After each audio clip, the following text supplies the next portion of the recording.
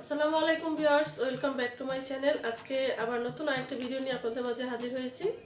আর আজকে আমি কোনো ড্রেস দেখাবো না, আজকে আমি দেখাবো গজ কাপড় দিয়ে এবং লেস দিয়ে কীভাবে খুব সুন্দর করে আপনারা শাড়ি বানিয়ে নিতে পারেন, সেই শাড়ির ডিজাইন আমি দেখাবো আপনাদেরকে। তো আজকে আমি দুইটা শাড়ি নিয়ে আসছি।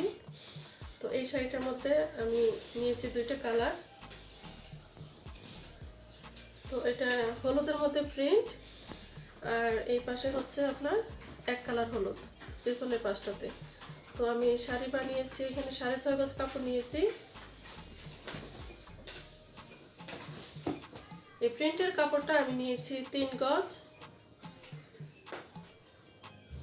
এই যে এভাবে পাশ দিয়ে আমি এভাবে লেস দিয়ে দিয়েছি। এটা হচ্ছে শাড়ির আঁচল।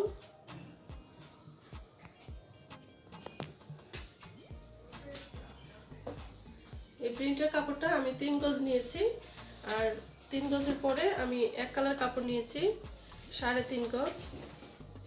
এখানে একটা জোড়া দিয়ে দিয়েছি, আর এই জোড়ার মধ্যে আপনারা চাইলে লেস বসিয়ে দিতে পারেন।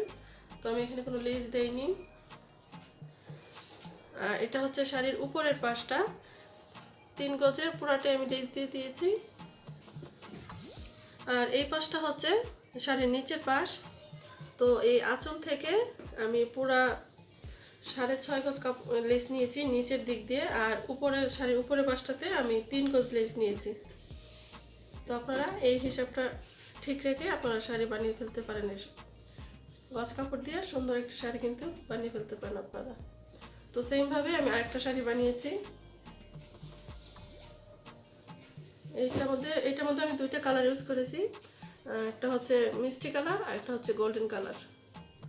আর এটার মধ্যে আমি লাল আর গোল্ডেন দিয়ে পাড়টা দিয়ে দিয়েছি, আর সেম আগের শাড়িটার মতোই আমি লেসগুলো বসিয়ে নিয়েছি। আর আশা করছি আমার আজকের এই দুইটা শাড়ি আপনাদের কাছে ভালো লেগেছে। আর এরকম আরও সুন্দর সুন্দর শাড়ির ডিজাইন পেতে আপনারা আমার চ্যানেলটিকে সাবস্ক্রাইব করে রাখবেন, আর পাশে থাকা ছোট্ট বেল আইকনটিতে ক্লিক করে রাখবেন, যেন আমি নতুন ভিডিও ছাড়ার সাথে সাথেই আপনারা পেয়ে যান।